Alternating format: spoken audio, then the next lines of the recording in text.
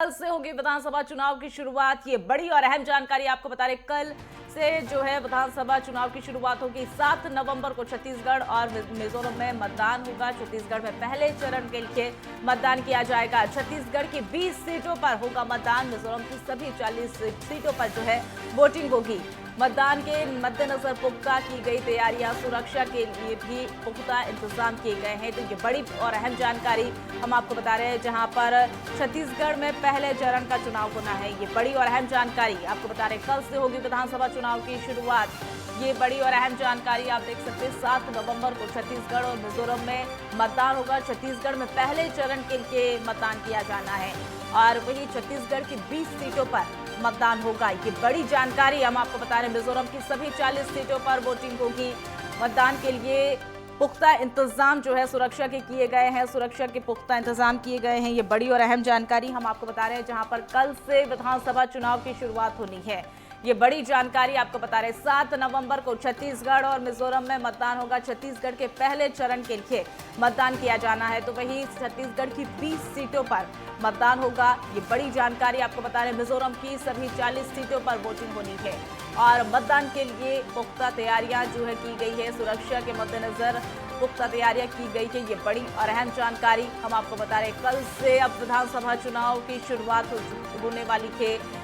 7 नवंबर को छत्तीसगढ़ और मिजोरम में मतदान होगा। छत्तीसगढ़ में पहले चरण के लिए कल मतदान होना है। 20 सीटों पर पहले चरण के लिए मतदान होगा छत्तीसगढ़ में और वहीं मिजोरम में सभी 40 सीटों पर मतदान किया जाना है। ये बड़ी जानकारी हम आपको बता रहे हैं। मतदान के मद्देनजर पुख्ता की गई तैयारियां, सुरक्षा के भी पुख्ता इंतजाम किए गए हैं। ये बड़ी जानकारी हम आपको बता रहे हैं, जहां पर विधानसभा चुनाव की शुरुआत कल से होने वाली है। 7 नवंबर को छत्तीसगढ़ और मिजोरम में मतदान होगा। छत्तीसगढ़ में 3 चरणों में मतदान होगा। जो पहला चरण है कल से शुरुआत होगी। 20 सीटों पर मतदान किया जाना है और वहीं मिजोरम में सभी 40 सीटों पर कल मतदान होने वाला है। तो ये बड़ी जानकारी हम आपको बता रहे हैं। मतदान को लेकर सुरक्षा की अगर बात की जाए तो पुख्ता इंतजाम किए गए, चाक चौबंद व्यवस्था की गई है। ये बड़ी जानकारी हम आपको बता रहे हैं, जहां पर विधानसभा चुनाव की तैयारी जो है पूरी हो चुकी है। कल से मतदान की प्रक्रिया अब शुरू होने वाली है। छत्तीसगढ़ और मिजोरम में कल से मतदान होगा। छत्तीसगढ़ में पहले चरण का मतदान होगा, जो कि 20 सीटों पर मतदान होना है और वहीं मिजोरम में 40 सीटों पर।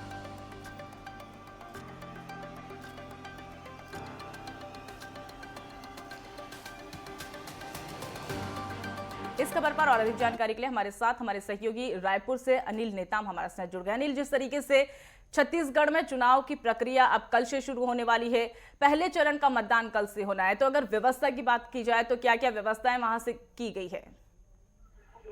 जी मनीषा, देखिए छत्तीसगढ़ में कल जो है पहले चरण का चुनाव होना है, जिसमें 20 सीटों पर जो है विधानसभा चुनाव होगी। खासतौर पर बस्तर का वो 12 सीट है, जहां पर कांग्रेस की पूरी फोकस है और पूरे सीट पर जो है पीसीसी अध्यक्ष दीपक बैज ने जो है जीत का दावा भी किया हुआ है।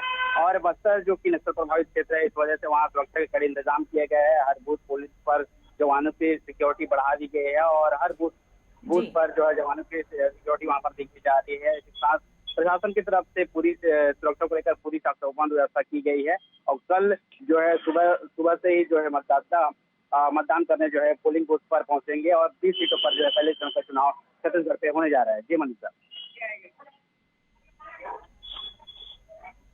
तो आपको बता दें कि छत्तीसगढ़ में पहले चरण का मतदान कल होना है और सभी 20 सीटों पर, आपको बता दें कि 20 सीटों पर पहले चरण में मतदान होगा और इसी के साथ मिजोरम में भी 40 सीटों पर मतदान होना है। सभी 40 सीटों पर कल मतदान किया जाएगा। मतदान के लिए सुरक्षा की पुख्ता इंतजाम किए गए हैं। छत्तीसगढ़ की अगर बात करें तो पहले चरण का कल मतदान होना है। 20 सीटों पर पहले चरण में मतदान किया जाएगा और चाक चौबंद व्यवस्था वहां पर की गई है। और इसी बीच हमारे साथ लगातार अनिल नेताम हमारे सहयोगी बने हुए हैं। अनिल, जिस तरीके से पहले चरण का मतदान होना है, अगर सुरक्षा की बात की जाए तो वहां पर चाक चौबंद व्यवस्था की गई है, लेकिन ये जानना चाहेंगे कि जनता का रुझान किस ओर दिखाई दे रहा है?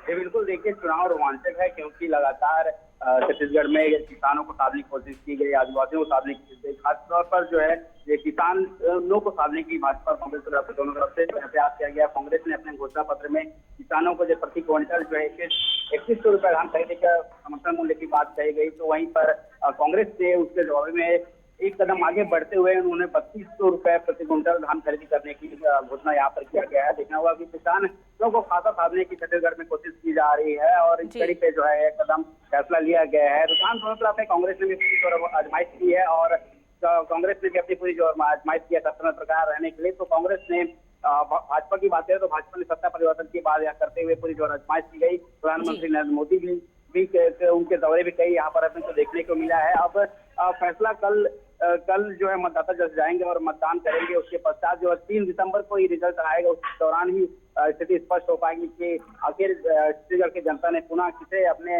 मुखिया चुनने का निर्णय लिया है और किन्हें वे अपना मुखिया चुनते हैं। अब तो देखने 3 दिसंबर को ही पता चलेगा। लेकिन रुझान की बात कहा जाए तो कांग्रेस और भाजपा में दोनों तरफ से टक्कर देखी जा रही है कि दोनों ही पार्टियां अपनी पूरी जो आजमाइश के साथ जो है चुनाव में आए हैं। और क्योंकि केंद्रीय मंत्रियों का भी लगातार दौरा होता रहा और हिंदुत्व को लेकर राजनीति यहाँ पर भी गरमाए रही कि किस तरह से जो है हिंदुत्व को एक खतरे पे स्तर, लेकिन हिंदुत्व की राजनीति छत्तीसगढ़ में कमी देखने को मिलता है मनीषा। इस वजह से किसानों आदिवासियों को फोकस ध्यान में रखते हुए तमाम कोशिश दोनों पार्टियों को द्वारा की गई है और देखना यही होगा कि आखिरकार 3 दिसंबर को किसके सर में जो है ताज यहाँ पर छत्तीसगढ़ में किसके सर पर ताज बैठती है। जय मनीषा। अनिल, जिस तरीके से लगातार बीजेपी का दावा किया जा रहा था कि वहां पर सरकार परिवर्तन जनता चाहती है, बीजेपी के द्वारा ये लगातार कहा जा रहा था, लेकिन अगर बात ये करें कि बीजेपी और कांग्रेस के बीच लगातार प्रचार अभियान वहां पर तेज हुआ, जनता के बीच में वादों का दौर भी देखा गया,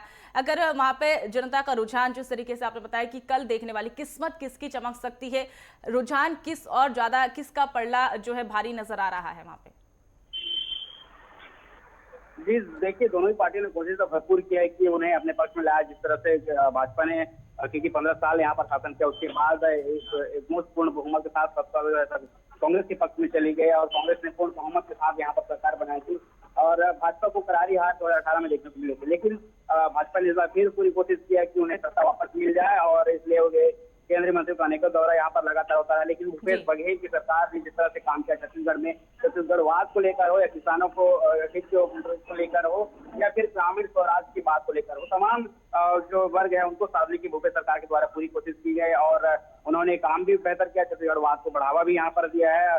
हर जो छत्तीसगढ़ के जो त्योहार होते हैं उनपे बड़ा कार्यक्रम यहाँ पर किया जाता है। मुख्यमंत्री भूपेश बघेल उस कार्यक्रम में खुद शिरकत होते थे। तो इस तरह से छत्तीसगढ़वाद को बढ़ावा जरूर छत्तीसगढ़ पे मिला है, लेकिन भाजपा ने भ्रष्टाचार जैसे मुद्दे को लेकर छत्तीसगढ़ के में कांग्रेस सरकार को घेरने की कोशिश की और भ्रष्टाचार का बड़ा मुद्दा बनाया और उस मुद्दे पर कहीं न कहीं कांग्रेस सरकार भी घेरती नजर आई। तो अब जनता के पक्ष में ही, जनता पे ही छोड़ेगी कि सरकार चुनना तो जनता का ही हाथों में होता है। तो अब जनता ही तय करेगी कि आखिर उन्हें किसकी सरकार चाहिए, क्योंकि 12 सीटों आज जैसे 20 विधानसभा सीटों पर चुनाव होने हैं। बस्तर का 12 सीट है बस्तर में, तो पिछले चुनाव में बस्तर में 12 में से 11 सीट जो है कांग्रेस के पक्ष में थे और उपचुनाव के दौरान जी अनिल, जिस तरीके से लगातार बीजेपी लगातार कांग्रेस पर भ्रष्टाचार का आरोप लगाती रही, लेकिन देखने वाली बात होगी कि किसकी किस्मत जो है चमकने वाली। फिलहाल आप नजर बनाए रखिए, आप हमारे साथ जुड़े, तमाम जानकारी आपने साझा करी, इसके लिए बहुत बहुत धन्यवाद।